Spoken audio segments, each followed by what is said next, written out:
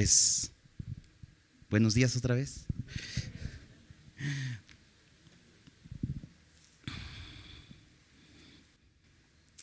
Dame a Cristo. Qué bonita canción, ¿no? Decía la canción, cuando temo yo. ¿Y qué necesito cuando temo? Poner mi mirada en Jesús. ¿Recuerdas lo que hemos estado viendo en el libro de Hebreos? Y justamente en este capítulo 12 nos decía el escritor de Hebreos que así como aquellos que ya corrieron la carrera, puestos los ojos en Jesús, a pesar de que sufrieron, a pesar de que vivieron una vida no fácil, pero pusieron sus ojos en Jesús y terminaron la carrera, ¿no? La carrera de la fe. ¿Recuerdas? Eso empezó diciendo el capítulo 12. Te invito a que abras ahí tu Biblia, Hebreos capítulo 12.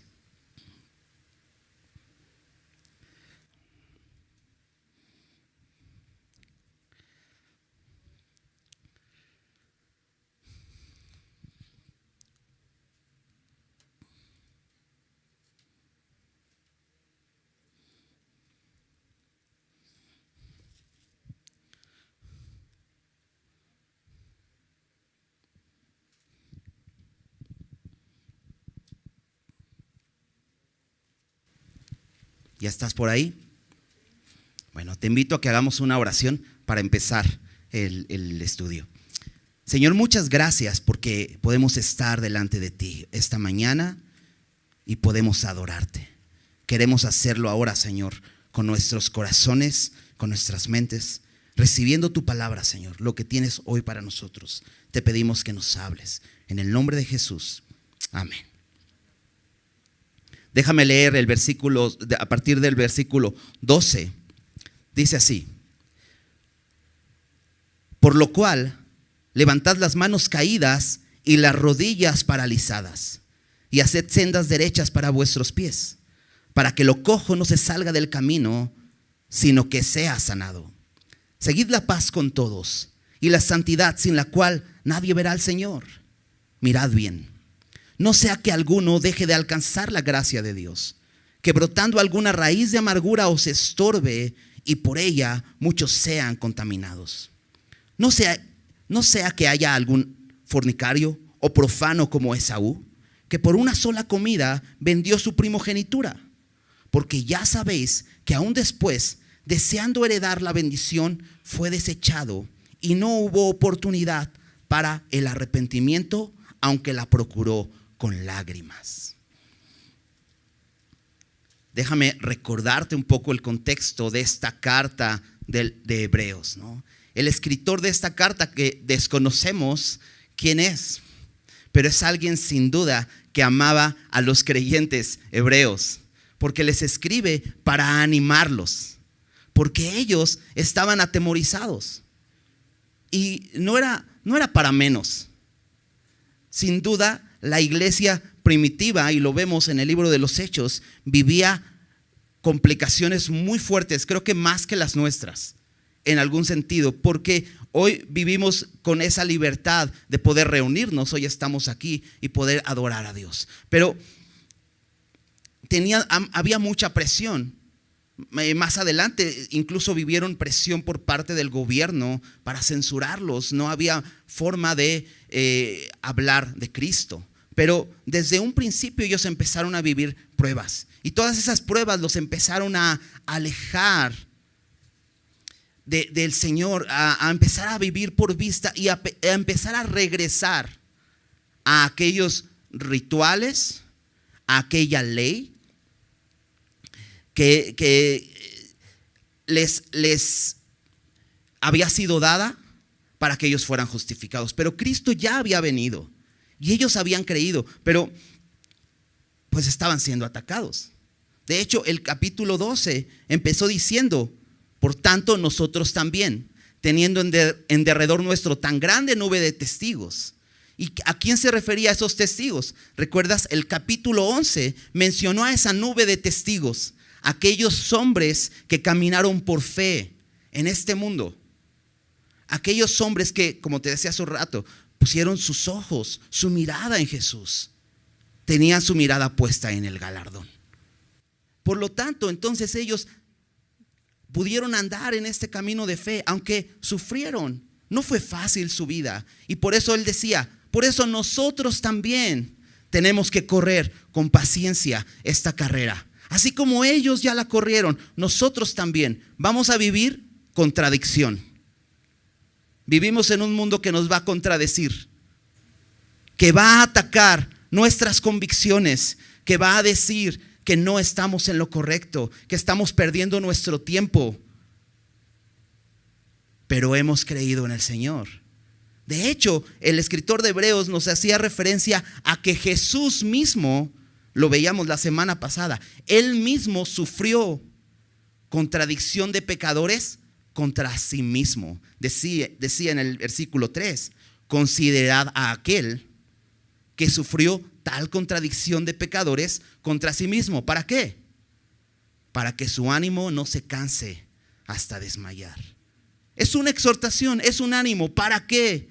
No desmayes en este caminar. ¿Estás viviendo pruebas? ¿Estás viviendo dificultades por ser cristiano? No desmayes. Y para que no desmayes, considera a Jesús. Él mismo sufrió tal contradicción de pecadores contra sí mismo. Y después nos habló acerca de la disciplina. Y es que en 1 de Juan, capítulo 3, versículo 1 dice, mirad cuál amor nos ha dado el Padre para que seamos llamados hijos de Dios. Y dices, oh, qué increíble, soy hijo de Dios. Ve qué grande es el amor de Dios. Me llama su hijo, soy su hijo. Y hay muchos privilegios de ser hijo de Dios.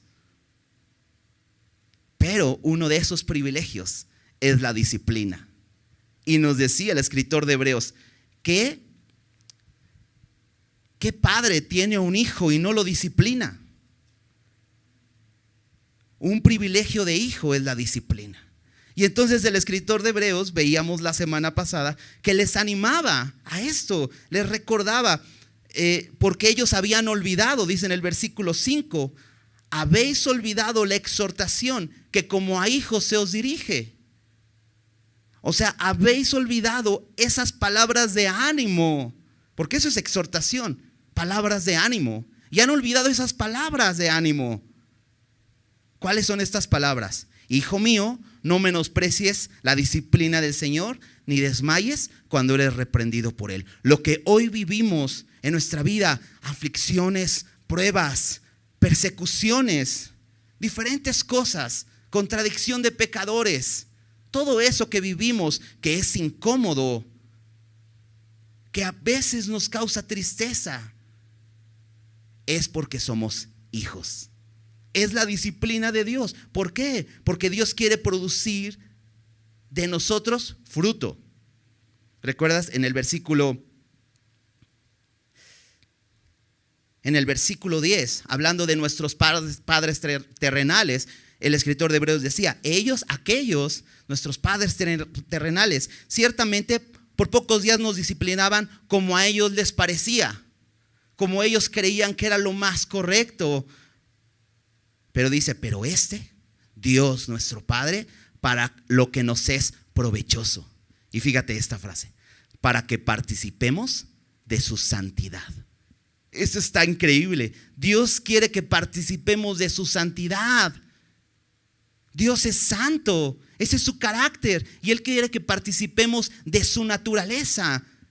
En 2 de Pedro 1:4 dice eso, que Él nos dio preciosas y grandísimas promesas para que participemos de su naturaleza divina.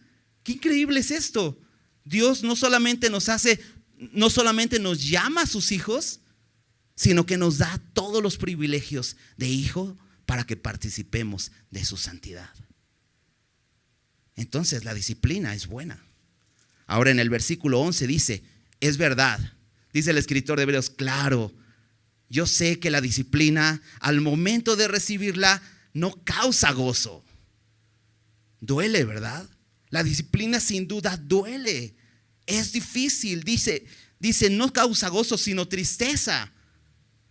Pero después, chécate esto, pero después, no antes de la disciplina, incluso no durante la disciplina, sino después. Tienes que soportar la disciplina porque después da fruto, ¿qué dice ahí? Apacible de justicia a los que en ella han sido ejercitados. ¿Estás siendo ejercitado? ¿Has entrado al gimnasio de la disciplina? ¿Estás siendo ejercitado ahí? Va a haber fruto, ¿no? Decía el pastor, no sé si la semana pasada decía, ¿has ido al gimnasio? Bueno, si has ido al gimnasio, quizá después de quisiéramos algunos días, ¿verdad? Pero no, que tiene que pasar algunas semanas o quizá algunos meses y empiezas a ver y dices, oh, eres el único que lo ves, pero tú dices, oh, ya viste que ya se nota por aquí el abdomen un poquito más marcado. Nadie lo nota, pero tú sí lo notas. Y es que sí, cuando empezamos a ser ejercitados, Dios empieza a producir en nosotros fruto apacible de justicia. Vale la pena la disciplina. Por eso el escritor de Hebreos continúa diciendo, por lo cual levantad las manos caídas y las rodillas paralizadas. El temor había provocado que la iglesia, que los hebreos se quedaran quietos. Estaban quietos, sus manos caídas, sus rodillas paralizadas. Hay otras versiones que dice rodillas temblorosas. Ya no puedes más, ya no quieres caminar. Esto está difícil. Dices, esta vida en Cristo, en lugar de traerme beneficios, es horrible. Ya no puedo, ya no aguanto esta prueba. Y entonces estás ahí con las rodillas paralizadas. Y por eso dice, recuerda, la disciplina de Dios va a dar fruto. Por eso empieza a moverte, empieza a caminar. Cantábamos, cuando temo yo, dame a Cristo. Porque ¿qué necesitamos? Fijar la mirada en Él. Porque tenemos una meta, tenemos una carrera. Corramos con paciencia la carrera. La carrera no la vas a correr con las rodillas paralizadas. Tienes que empezar a levantarlas. Tienes que empezar a moverte, ¿verdad? Eso es lo que dice el escritor de Hebreos. Esta es la exhortación. Levanta tus manos. Empieza a mover tus rodillas. Pero ¿qué más dice? Haced sendas derechas para vuestros pies, para que lo cojo no se salga del camino, sino que seas sanado. Estas es las palabras de ánimo del escritor de Hebreos. No te quedes como un simple espectador en la carrera. Empieza a moverte. Vale la pena correr la carrera. Y la carrera se corre, como dice en el versículo 1, con paciencia. No sigas inmóvil en esta carrera que Dios ha preparado para ti. Pero dice aquí, haced sendas derechas para vuestros pies. O sea, empieza a caminar en el camino recto. Ahora, dice ahí, para que lo cojo no se salga del camino, sino que sea sanado. Ok, entonces nos topamos con algo que hay en nuestros miembros en esta carrera. De repente tú dices, no, sí, voy a correr la carrera, ¿no? Y te visualizas, ¿no? Dices como Ana Gabriela Guevara, ¿no? ¿Te acuerdas? Aquellos entonces cuando corría, ¿no? Y era la mejor. Bueno, dices, te visualizas y dices, voy a correr. Y empiezas a correr y dices, ¿por qué no me muevo igual? ¿No? ¿Por qué como que cojeo? Nuestra naturaleza humana, rota por el pecado, no nos permite correr. Por eso dice ahí, para que lo cojo no se salga del camino. Y de repente empiezas a correr la carrera y empiezas a cojear y dices, no sé, como que no corro como yo quisiera. ¿Qué hay en mi vida que no me deja correr? Estamos rotos por el pecado. Esa es una verdad El pecado nos ha lisiado, nos ha dejado lisiados. Pero ¿qué dice aquí? Haz sendas derechas para tus pies. Esto es, camina por un camino derecho. Si estás lesionado, necesitas rehabilitación para que eso cojo se sane. Pero no vas a rehabilitarte en un camino chueco, en un camino pedregoso. Ahí no puedes. De hecho, dice aquí, para que seas sanado. ¿Sabes? Si no corremos por el camino recto, corremos el riesgo de que aquello que está cojo pueda lastimarse más o incluso llegar a romperse. ¿Te ha pasado que traes una lesión y no le haces caso y después sigues haciendo tus actividades normal y sigues haciendo tu mismo ejercicio que haces y todo, y de repente vas al médico y te dice, ¿sabes qué? Ya traes una lesión así, no sé, de 3er grado, ya estás muy lastimado. ¿Por qué? Porque había una lesión y no te atendiste. ¿Sabes? Necesitamos reconocer, estamos lisiados. Necesitamos rehabilitación, necesitamos restauración. Eso es algo que el creyente debe reconocer todo el tiempo. Estamos en esta carrera, pero necesitamos que Dios obre en nuestras vidas para que seamos sanados. Y ¿sabes? Dios nos ha trazado un camino recto para que seamos restaurados y seamos sanados. Dios quiere sanar nuestras vidas rotas. Estamos en ese camino, pero tenemos que venir a su camino. Por eso empieza diciendo, continúa diciendo en el versículo 14, seguid la paz con todos y la santidad, sin la cual nadie verá al Señor. De pronto nos empieza a trazar el camino. Recuerdas, es una carrera. Se necesita un camino recto para poder correr, un camino llano para que no nos lisiemos más. Y en esta carrera, fíjate, estas son las características de este caminar. De hecho, a partir de aquí va a empezar a dar algunas características, y en el capítulo 13 nos va a dar más características de este camino. ¿Cuál es este camino? No es algo que debamos inventar nosotros, es un camino que Dios ya dejó trazado para que caminemos sobre él. Y lo primero que dice es, seguid la paz con todos y la santidad, sin la cual nadie verá al Señor. Dos cosas acerca de este camino recto. Paz. La paz no solo habla de tranquilidad, sino habla de unidad. Paz en la Biblia significa unir dos cosas sueltas. Por eso dice Romanos 5:1, justificados pues por la fe, tenemos paz para con Dios, una unión con Él. Algo que estaba separado fue unido por medio de nuestro Señor Jesucristo. Pero Dios nos llama a que vivamos en paz unos con otros. Esta palabra también se traduce como reconciliación. Sabes, en este camino, como creyentes debemos vivir en paz. Debemos vivir relaciones armónicas. Relaciones que nos permitan estar en armonía. ¿Recuerdas cómo dice el Salmo? Mirad cuán bueno y cuán delicioso es cuando los hermanos conviven, habitan, permanecen juntos en armonía. Vivir en paz. Es una de las características de ese camino recto donde vamos a ser sanados. Y número 2, santidad. Pero sabes, la santidad y la paz son algo que se complementa. No puedes vivir en santidad sin vivir en paz. Y no puedes vivir en paz sin santidad. Ahora, ¿qué se refiere con santidad? Santidad significa apartado para Dios. Es lo que significa santo.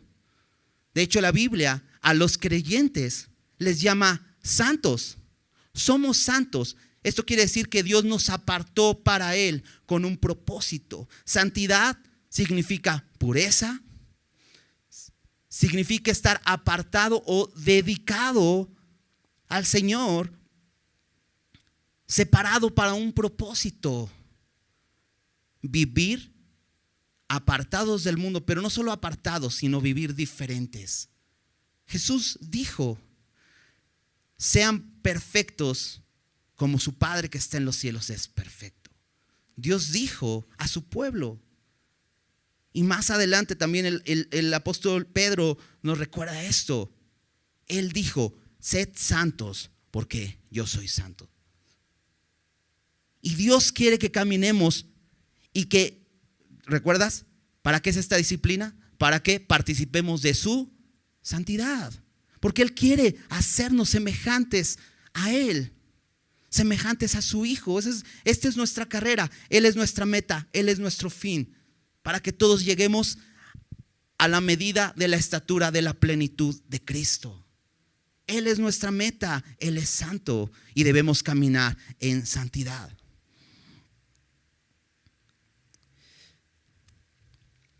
¿Sabes? La santidad de Dios, vamos a conocerla en su palabra. ¿Dónde podemos conocer la santidad de Dios? Sino en su palabra. Y mientras nosotros conocemos a Dios, conocemos su carácter y obedecemos su voluntad, somos santificados. Estamos caminando en este camino de santidad. Entonces, ¿qué debemos hacer? Depender de su palabra que nos revela la santidad de Dios y obedecerla para entonces estar siendo santificados. Una persona que no está siendo santificada es porque no ha sido salva. Si no estás siendo santificado, es que no has sido salvo. Realmente no has creído en Jesús. Porque seguido de la salvación, inicia la santificación. Es así. Estamos siendo santificados. Y si tú has sido salvo, hoy estás siendo santificado. Y de hecho, la disciplina de la que hablaba versículos anteriores, Dios la usa para santificarte. Porque ese es el camino recto donde vas a ser sanado. Ahora, la santificación no es algo que ocurre mientras dormimos. La santificación es algo que ocurre mientras vivimos para Él. De hecho, Dios nos invita a que participemos de su santidad. Esto es, a que participemos de esta obra que Él está haciendo. Por eso, déjame seguir leyendo ahí en el versículo 15. Dice, mirad bien. No sea que alguno deje de alcanzar la gracia de Dios, que brotando alguna raíz de amargura os estorbe y por ella muchos sean contaminados. Entonces, como Dios nos invita a participar de esa obra, nos invita a que miremos. Pero dice, mirad bien. ¿Ya viste que dice, mirad bien? ¿Ya miraste bien? ¿Qué dice, mirad bien? ¿Sí? ¿Sí dice así? Sí, ¿verdad? Qué importante es mirar bien. Ahora, ¿qué miramos bien? Dice, no sea que alguno deje de alcanzar la gracia de Dios. Y de pronto este versículo pareciera que me dice, la gracia de Dios está muy arriba. Entonces te tienes que estirar mucho para alcanzarla. Pero ¿recuerdas lo que dice ahí igualmente en Hebreos 4, versículo 16? Acompáñame en Hebreos 4, 16.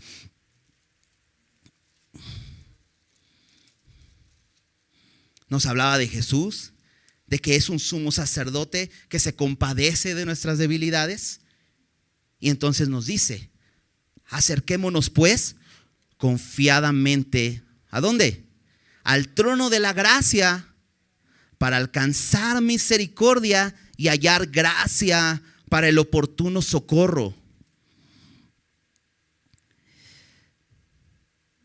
¿Cómo puede haber algo que es tan alcanzable, pero que haya gente que no pueda alcanzar?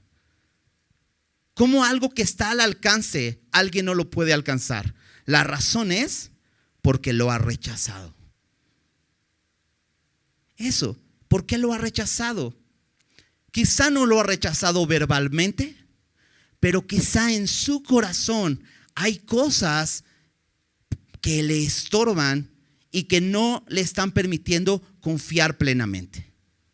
De hecho, dice aquí, mirad, no sea que alguno deje de alcanzar la gracia de Dios, que brotando alguna raíz de amargura.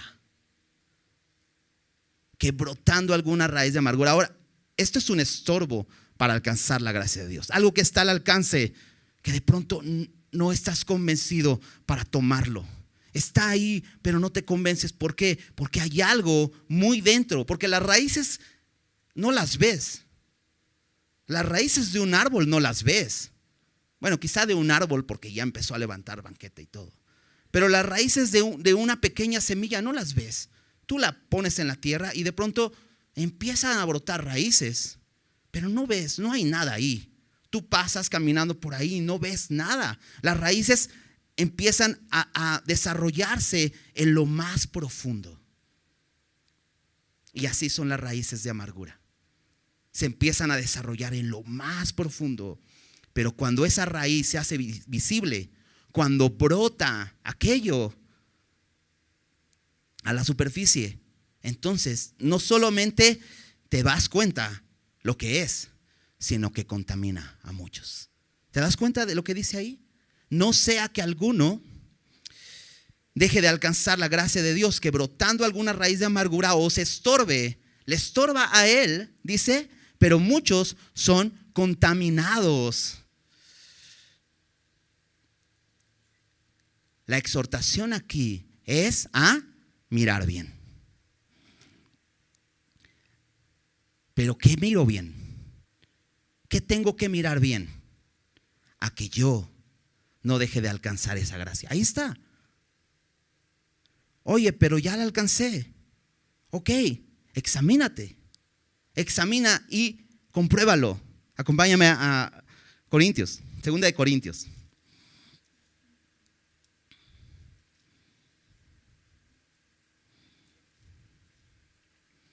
Capítulo 13.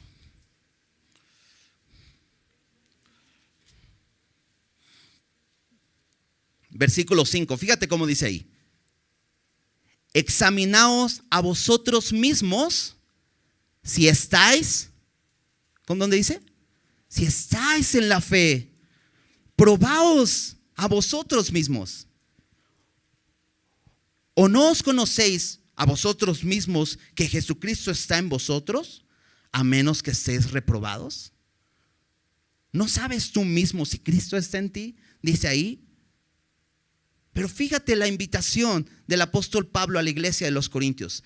Examinaos a vosotros mismos. Déjame leerte en una versión sencilla, en la Nueva Traducción Viviente, como dice: examínense para saber si su fe es genuina. ¿Qué venía hablando el escritor de Hebreos acerca de la fe?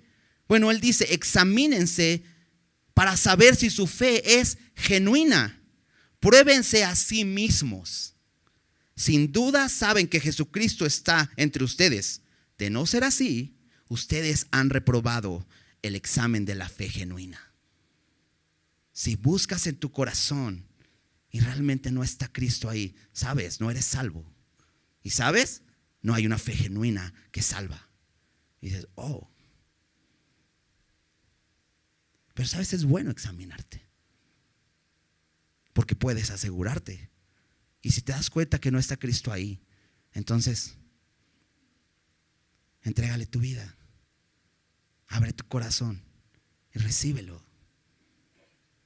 Es bueno examinarnos para que no te encuentres con que todo el tiempo estuviste caminando en un camino de error. ¿Por qué? Porque recuerdas, muchos estaban regresando a los ritos, a los rituales, y estaban abandonando la fe.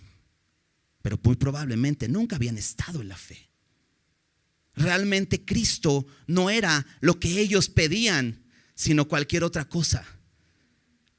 Cuando temo yo, dame una pastilla. ¿Sí me entiendes? Cuando temo yo, no, te necesito ir al psicólogo para que me ayude. ¿No? Cantábamos hace rato. Cuando temo yo, ¿qué decía? dame a Cristo, porque ¿qué es lo que necesito? Solo Cristo. Cristo es suficiente. Estamos completos en Él. Mucha gente en la iglesia ha sido contaminada por aquellos que han dejado que una raíz de amargura crezca en su corazón y brote. De pronto crece una raíz de amargura y han sido arrastrados al judaísmo. ¿Sabías eso? Hay gente que llegó a Cristo, pero realmente no entregó su vida a Cristo. Cristo nunca fue suficiente en su vida y llegó una doctrina y lo arrastró. Y ahora ya se dice, yo soy judío, ¿no? Ya se ponen un kipá y todo eso, ¿no? Y ya guardan la ley y todo y buscan la justificación por las obras, a obedecer la ley otra vez. O aquellos que dicen, bueno, sí es Cristo, pero también tienes que guardar esto. Y también tienes que hacer esto. Si es Cristo y algo más, si es Cristo y esto, si es Cristo y aquello, si es Cristo y algo más, entonces no estás en la fe, no es una fe genuina. Examínate, examina tu corazón. Esa raíz de amargura, puede haber varias raíces de amargura, pero la raíz de amargura empieza en el sentido de decir, la salvación de Dios solamente por la gracia no me suena. ¿En serio que solamente creer en Jesús, en su obra redentora en la cruz es suficiente? No, como que yo creo que necesito algo más. Seguir empeñados en las obras de la ley para justificación. No, la liturgia es más importante que la fe. Eso que te decía, la fe en Cristo no es suficiente. Necesitamos examinarnos. Ahora, el autoexamen que la Biblia nos dice que hagamos, que decía Pablo, examínense si su fe es genuina, es necesario, pero no se trata de hacer introspección. Empieza a ver qué hay en ti y si puedes y quién eres tú y todas esas cosas. Es filosofía humana. Eso no es hacer introspección. ¿Sabes? La única que te puede ayudar a examinar correctamente tu corazón es la palabra de Dios. ¿Recuerdas lo que vimos en Hebreos 4:12? Dice ahí en Hebreos 4:12 que la palabra de Dios es viva y eficaz y más cortante que toda espada de dos filos y penetra hasta partir el alma, el espíritu, las coyunturas y los tuétanos, y dice, y discierne los pensamientos y las intenciones del corazón. El autoexamen no puede ser lejos de la palabra de Dios. ¿Por qué? Tu corazón es engañoso y perverso, ¿lo sabías? Tu corazón te va a engañar. Tu corazón te va a decir muchas cosas, pero la palabra de Dios te va a decir la verdad. Y la palabra de Dios es tan eficaz que penetra y se va al fondo y se va al meollo. Me encanta que dice que parte el alma, ¿no? Y es una frase que ocupamos, es que eso me parte el alma. ¿Sabes? La palabra de Dios sí te parte el alma, te parte en dos así y muestra lo que eres. Pero ¿sabes por qué la palabra de Dios es útil? Dice 2 de Timoteo 3:16 que es útil para enseñar, para redarguir, para corregir, para instruir en justicia, a fin de que el hombre de Dios sea perfecto. La palabra de Dios tiene el propósito de hacernos santos, de hacernos perfectos para poder vivir con Él. ¿Te das cuenta de eso? Por eso te digo, la introspección no es algo que debe ser en nuestro ejercicio de examinación de nuestra vida, sino la palabra de Dios es la que nos ayuda. Necesitamos todos los días la palabra de Dios, porque la palabra de Dios te dice la verdad. Y como dicen por ahí, la verdad no peca, pero incomoda, ¿no? Y de pronto la palabra de Dios te dice cosas que, pero ¿cómo eso? Y te parte el alma y dices, Pero es que, ¿por qué soy así? ¿Por qué la palabra de Dios me está diciendo esto? ¿Por qué Dios me está diciendo deja aquello? ¿Por qué es tan duro? Porque lo necesitas. Es útil para enseñar y te enseña la verdad. Y de verdad, es de pronto dices, pero dice redarguir. Y la palabra de Dios es capaz de convencerte que no quieres vivir esa vida. Pero no te deja ahí. No solo te redarguye y te deja ahí llorando y decir, ¿pero qué hago? Dice, te corrige. Qué bello es esto, ¿no? Porque no es como ir al hospital y que te digan, tienes una terrible enfermedad. Ok, pero no hay medicina. Y dices, no, la palabra de Dios te da la medicina. Te dice, tienes una terrible enfermedad. Te dice lo que has fallado, pero te corrige, te muestra. Y después dice, te instruye en justicia. Te traza el camino recto para que seas sanado. ¿Te das cuenta? Necesitamos de la palabra de Dios todo el tiempo para examinarnos constantemente. Si tú dices, hoy voy a ir a hacer yoga para examinarme, pues a lo mejor te terminas más deprimido, porque te vas a dar cuenta lo que hay en tu corazón y a lo mejor te engañas creyendo que puedes hacer algo por ti, pero sabes que solo Dios, solo Cristo puede hacer algo por ti y ya lo ha hecho. ¿Quieres vivir ese camino? La examinación es algo importante y fíjate lo que te puedes encontrar de pronto en la examinación. Versículo 16. No sea que haya algún fornicario o profano como Esaú, que por una sola comida vendió su primogenitura. Porque ya sabéis que aún después, deseando heredar la bendición, fue desechado y no hubo oportunidad para el arrepentimiento, aunque la procuró con lágrimas. De pronto nos muestra un ejemplo más. Ya nos mostró un montón de ejemplos de hombres de fe, pero aquí nos muestra un ejemplo de un hombre que no vivió por fe. Y entonces examinar tu corazón para ver si tu fe es genuina, te puedes encontrar con esto. Y qué bueno es que te encuentres con esto hoy, porque puedes rendir tu corazón. Dice, no sea que haya algún fornicario o profano como Esaú, que por una sola comida vendió su primogenitura. La primogenitura era un privilegio en una familia. Ahora, el ejemplo de Esaú, él nació a la par de su hermano. Fueron cuates, gemelos, como sea. Nacieron el mismo día, ¿no? Y se peleaban por la primogenitura desde el vientre, ¿sabías eso? Salió su hermano y el otro lo traía del pie. Y dices, ¿qué onda, no? Era un privilegio y él nació primero. Pero llegó el momento en que dijo, ¿y esto cómo para qué sirve? El ejemplo de Esaú es el ejemplo clásico de la persona que ha recibido la buena noticia, el mensaje de salvación, pero que lo menosprecia y dice, no, hay algunos otros métodos para sentirme bien, para tener paz conmigo mismo. Hay algunas otras religiones que te ayudan. Hay algunas otras terapias. Y entonces menosprecia por una comida.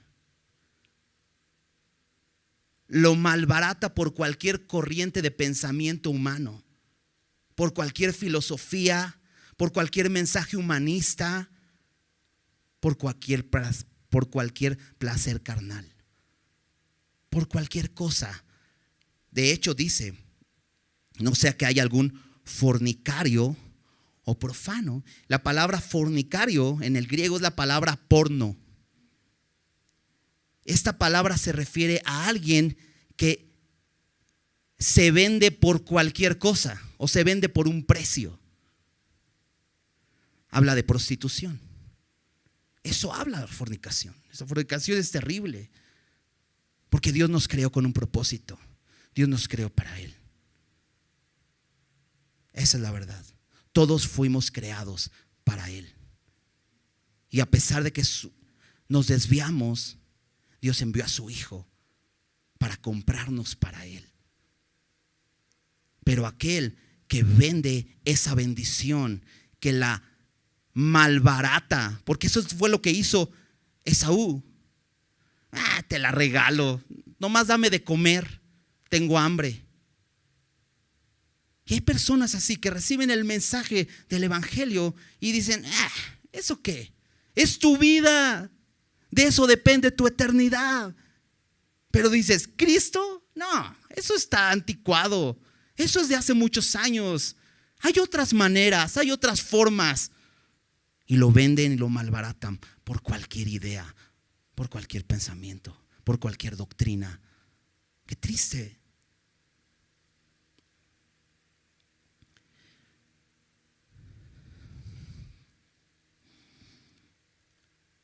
Qué importante es examinar nuestros corazones.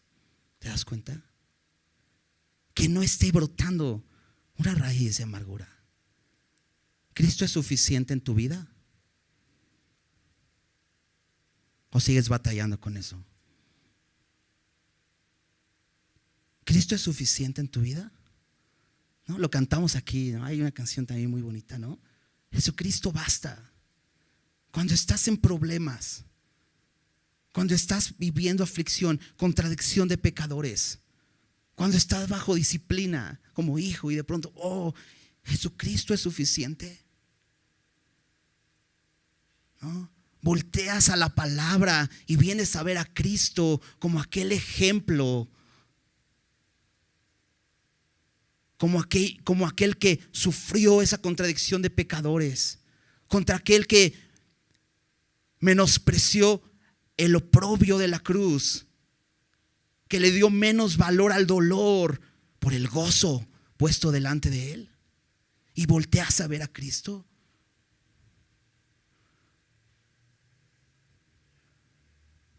Qué importante es esto, examinar nuestros corazones. Somos llamados al examen continuo de nuestros corazones. Ese es el camino que Dios ha trazado. Vamos a seguir leyendo. Dice versículo 18.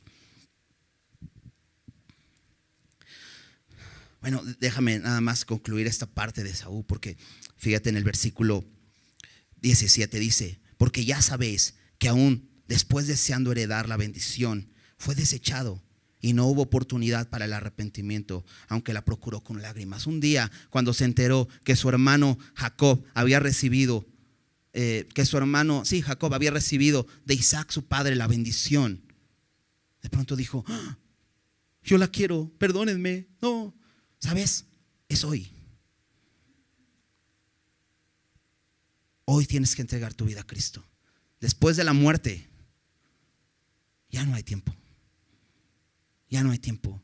¿Sabes? Esaú regaló, malbarató. Si tú no has recibido a Cristo, hazlo hoy.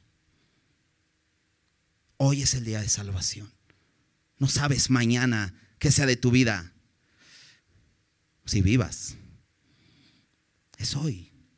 Después dice aquí que Esaú incluso procuró con lágrimas, pero ya no había tiempo de arrepentirse. Es hoy.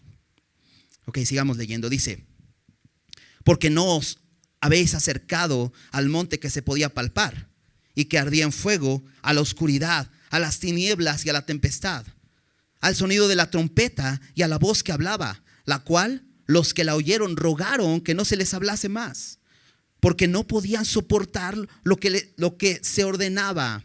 Si aún una bestia tocara el monte, será apedreada o pasada con dardo. Y tan terrible era lo que se veía, que Moisés dijo: estoy espantado y temblando, sino que os habéis acercado al monte de Sión, a la ciudad del Dios vivo, Jerusalén la celestial, a la compañía de muchos millares de ángeles, a la congregación de los primogénitos que están inscritos en los cielos, a Dios, el juez de todos los espíritus, al juez de todos, a los espíritus de los justos hechos perfectos, a Jesús, el mediador del nuevo pacto, y a la sangre rociada que habla mejor que la de Abel. Mirad, que no os desechéis al que habla, porque si no escaparon aquellos que desecharon al que los amonestaba en la tierra, mucho menos nosotros si desecháremos al que nos amonesta desde los cielos. La voz del cual conmovió entonces la tierra, pero ahora ha prometido diciendo: aún una vez, y conmoveré no solamente la tierra, sino también el cielo. Y esta frase, aún una vez, indica la remoción de las cosas movibles como cosas hechas para que queden las inconmovibles. Así que, recibiendo nosotros un reino inconmovible, tengamos gratitud y mediante ella sirvamos a Dios, agradándole con temor y reverencia, porque nuestro Dios es fuego consumidor. Los hebreos, por el hecho de ser hebreos, no eran salvos. Los hebreos, al igual que todos los gentiles, toda la humanidad necesita confiar en Jesús como el Salvador, como su Salvador y como su Señor. Confesar con su boca que Él es el Señor, que vino, murió, pagó el precio de sus pecados y se levantó de los muertos y vive y reina por siempre. Eso es lo que el hombre debe reconocer, sea judío o sea gentil, no importa. Pero fíjate, los judíos seguían empeñados en la ley. Y muchos querían hacer a los cristianos que judaizaran. Esa es la historia del Nuevo Testamento. Las cartas de Pablo están por ahí, ¿no? Siempre había gente que entraba a las comunidades cristianas para judaizar a los cristianos, para decirles sí, Cristo, pero es algo más, como te decía hace rato. Y todo el tiempo regresar a la ley. Pero entonces nuevamente el escritor de Hebreos nos pone otro contraste. Todo el tiempo en la carta han sido de contrastes, hablando del antiguo pacto y del nuevo pacto. La ley, la justificación que se obtiene a través de cumplir los mandamientos al 100%, y la justificación que se ofrece, que se recibe solamente por creer en Jesús. Es un contraste.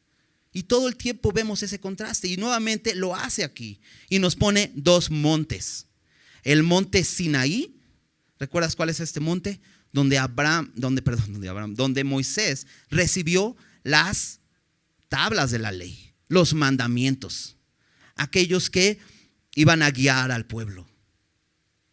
Y que, por cierto, antes de que se concluyera toda esta etapa de que recibiera todos los mandatos de Dios, el pueblo ya levantó un becerro de oro para adorarlo, ¿no? Rebeldía en el corazón tremenda. El pueblo era incapaz de cumplir los mandamientos de Dios. Pero ¿cuántos siguen aferrados a tratar de justificarse delante de Dios a través de las obras? Y entonces dice el escritor de Hebreos: pero ustedes no se han acercado a ese monte. Existe otro monte, el monte de Sión. Y leamos una vez más estas características. Dice del monte de Sinaí, que era un monte que se podía palpar, que ardía en fuego, a la oscuridad, a las tinieblas, a la tempestad, al sonido de la trompeta y a la voz que hablaba. Dice, la cual los que la oyeron rogaran que no se les hablase más. Era terrible el lugar.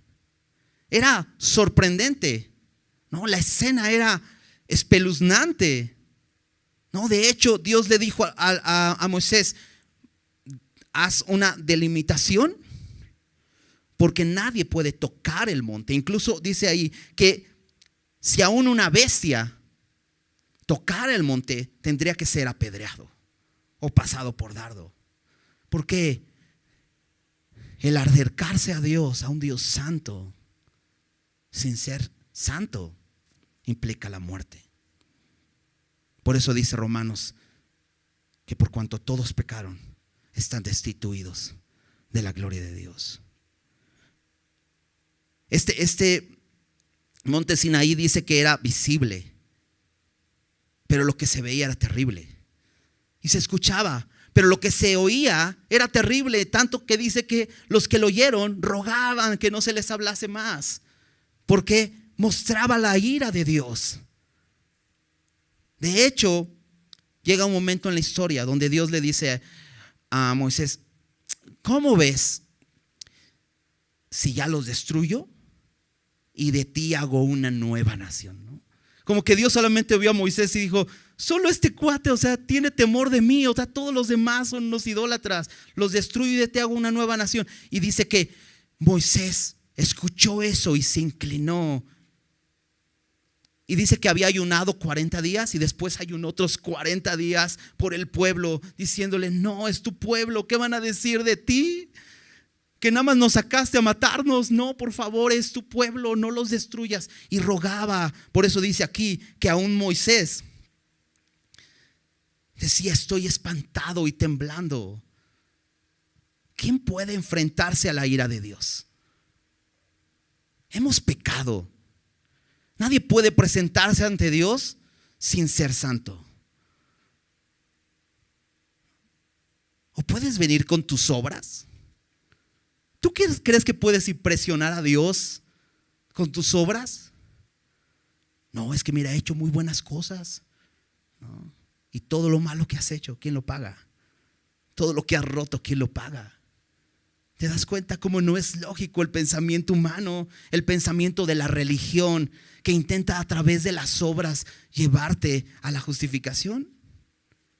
Pero Dios ya proveyó un camino y habla de este monte. Fíjate, los habéis acercado al monte de Sión, a la ciudad del Dios vivo. La ciudad de Dios. Esa es la ciudad de Dios. Ahí nos hemos acercado.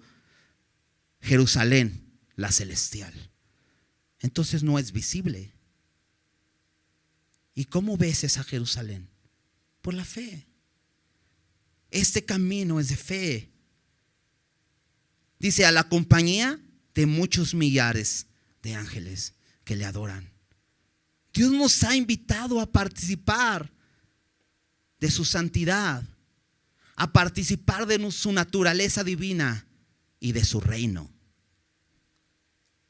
de su ciudad, a la congregación de los primogénitos que están inscritos en los cielos.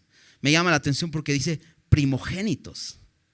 Y te decía, la primogenitura era un privilegio, porque es el que recibía la mayor herencia. Aquellos que sus nombres están escritos en el libro de la vida, aquellos que sus nombres están escritos en los cielos. Esto me recuerda a los discípulos cuando de pronto se encuentran otra vez con Jesús, que los envió a predicar y les dio autoridad. Y de pronto le dicen: Señor, hubieras visto cómo los demonios se nos sujetaban. Y les dijo: no se maravillen por eso. Denle gracias a Dios que sus nombres están escritos en los cielos. Y fíjate, no solo escritos en los cielos, sino con el privilegio de un primogénito, heredero. Ahí nos hemos acercado a Dios, el juez de todos. Wow. Nos hemos acercado al Dios, el juez de todos. ¿Y sabes qué? No estamos consumidos. Eso habla de la obra de Jesús en la cruz. Nos justificó y por eso nos podemos acercar a Dios. No por nuestra justicia, sino por la justicia de Cristo. A los espíritus de los justos hechos perfectos. Y ya vimos esta gran nube de testigos, todos esos hombres justos que fueron hechos perfectos. A Jesús, el mediador del nuevo pacto. Y a la sangre rociada, que habla mejor de la de Abel. Esto quiere decir que la sangre de Abel clamaba por venganza, pero la sangre de Cristo clama por perdón. Déjame decirte cómo dice el pastor David Gusick de esto. Dice: la sangre de Jesús, el Mesías, habla mejor que la sangre de Abel, el mártir. La sangre de Abel proclamó la justicia debe ser satisfecha, trae venganza. La sangre de Jesús proclamó la injusticia ha sido satisfecha y trae misericordia. Eso es lo que hace la sangre de Jesús. ¿A dónde te has acercado? Y ese escritor de Hebreos quiere decirles, ¿quieres seguir aferrándote a esa forma? El camino ya está trazado para que sanes, ¿no? El camino que trazó Jesús. Corramos la carrera. Versículo 25. Dice, mirad que no desechéis al que habla. Porque si no escaparon aquellos que desecharon al que los amonestaba en la tierra, mucho menos nosotros si desecháremos al que amonesta desde los cielos.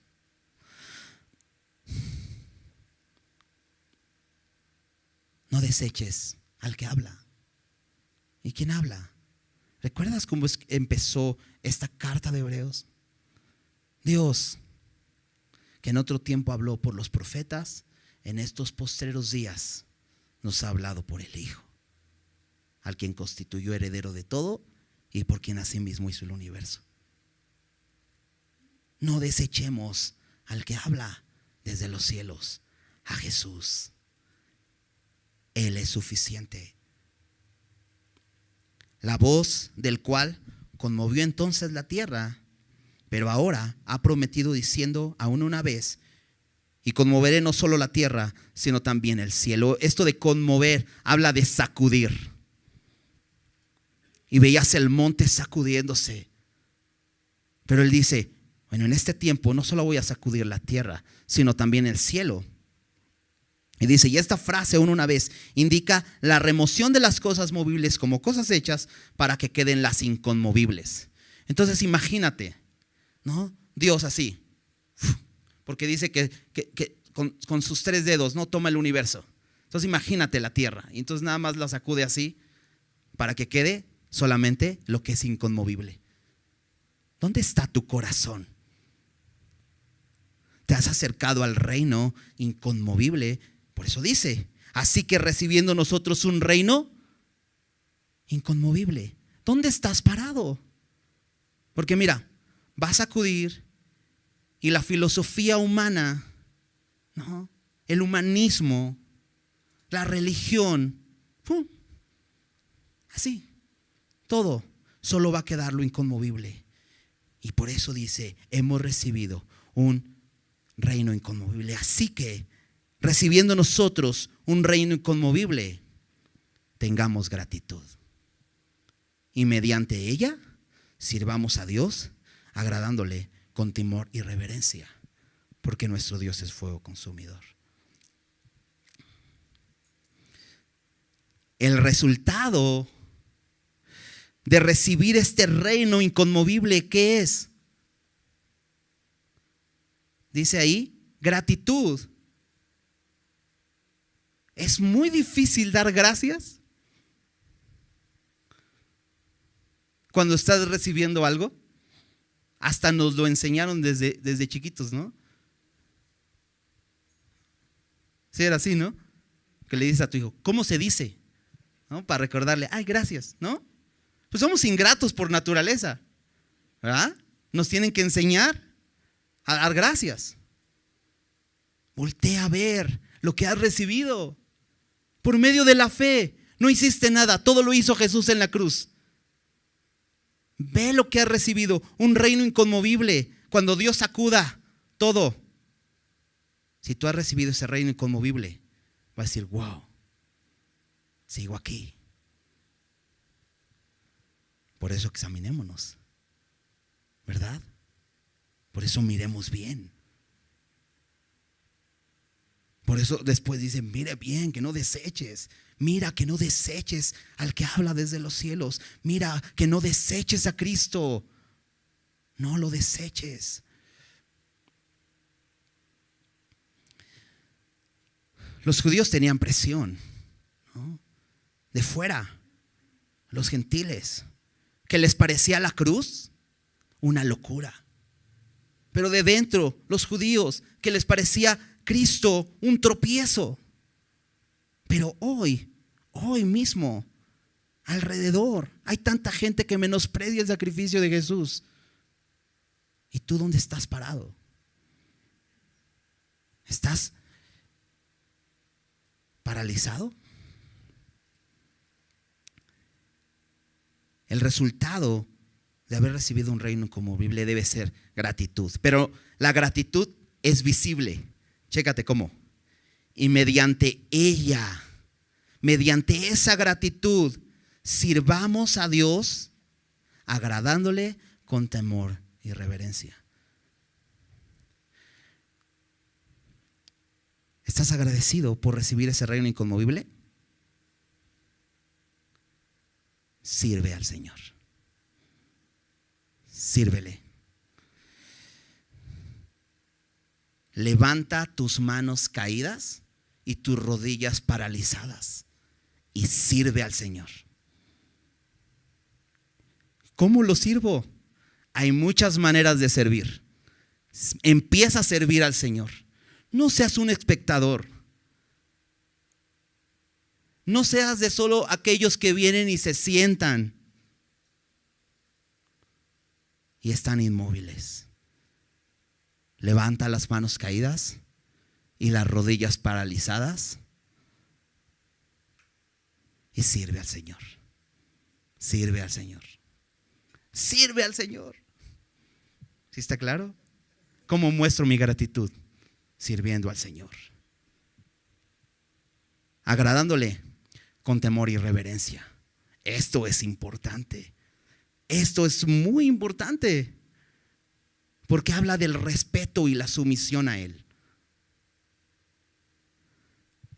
Me encanta porque termina diciendo, porque nuestro Dios es fuego consumidor. Y dices, entonces si era el del monte Sinaí, sí, y no ha cambiado. Dios es el mismo. Él conoce nuestro corazón. No le puedo servir a Él en hipocresía, porque Él conoce todo de mí. Por eso te invita, examínate tú. Mira bien tú. Porque dice Dios, yo ya lo sé. Necesitas verlo tú. Necesitas examinar tú tu corazón. Sirve al Señor con temor y reverencia. Déjame hacerte algunas preguntas para terminar. El temor a la aflicción, a la prueba, a la disciplina que trae confiar en Jesús, todo lo que conlleva, ¿te tiene paralizado? ¿No te deja avanzar? Déjame hacerte otra pregunta. ¿Estás caminando en esas sendas derechas, las cuales van a producir sanidad a tu vida? ¿Sí? ¿O sigues intentándolo, no? Aquí entre piedras y todo. ¿Te acuerdas que decía al principio este capítulo también? Despójate de todo peso y del pecado que te asedia. Sigues por tus caminos bien chuecotes. Examínate. ¿Estás mirando bien tu caminar? ¿Examinas tu vida constantemente con la palabra de Dios? ¿Lees tu Biblia a diario? ¿Dejas que la palabra de Dios te desnude? ¿No dice eso el versículo 13 de Hebreos 4? Todas las cosas están desnudas y abiertas a los ojos de aquel a quien tenemos que dar cuenta. Vienes a la palabra con toda honestidad y dejas que te atraviese y te muestre. O dices, no, mejor yo no la abro porque me va a mostrar lo que soy. Pero te va a sanar.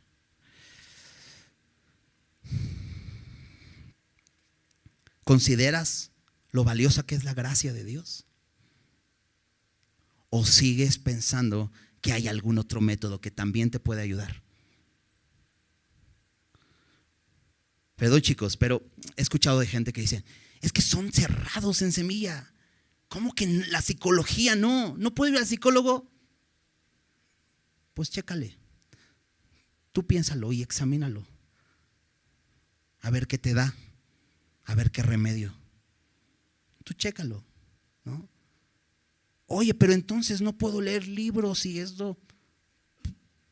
Dice Pablo, examínalo todo, retened lo bueno, pero empieza por tu corazón. ¿Por qué necesitas otra cosa? Ni lees tu Biblia y quieres leer otros libros, ¿no? O sea, es importante, examínalo. No es que te digamos qué tienes que hacer. No es que nos cerremos, no, chécalo. ¿Quieres comprobarlo? El pueblo de Israel también dio otra vuelta en el desierto así. Chécale. ¿O quieres entrar a la vida llena del Espíritu, a disfrutar de la gloria de Dios?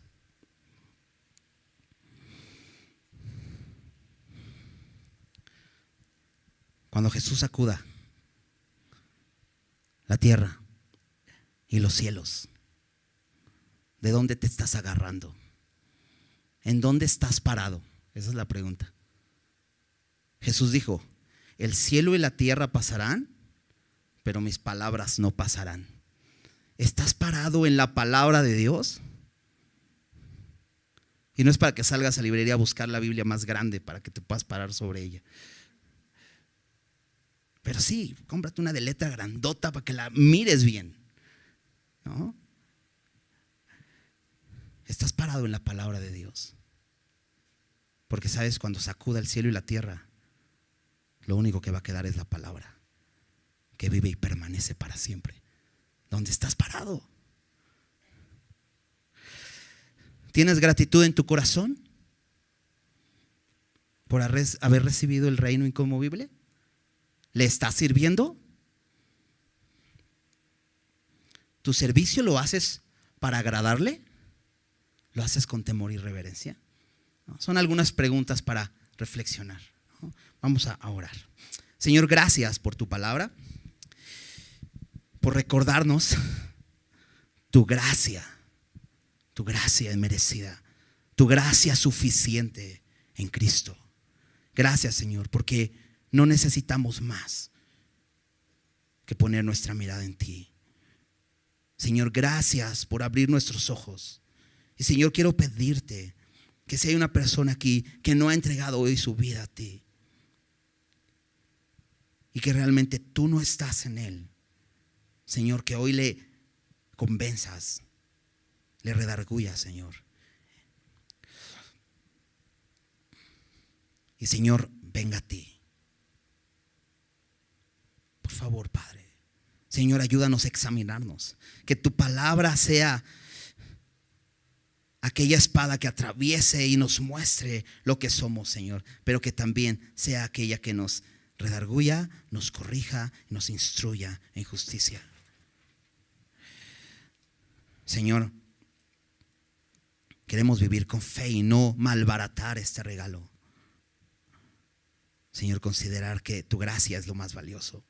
Gracias, Señor, por este reino inconmovible, Señor, al cual nos has hecho pertenecer. Señor, queremos estar parados ahí, Señor, porque sabemos que un día juzgarás la tierra. Y no solo la tierra, sino el cielo, Señor. Y solo quedará lo inconmovible, Señor. Gracias, Señor, queremos agradecerte. Y queremos hacerlo moviéndonos. Queremos haciéndolo levantando nuestras rodillas, nuestras manos en servicio a ti. Queremos darte gloria con nuestras vidas. Te damos gracias por ser tan bueno, en el nombre de Jesús. Amén.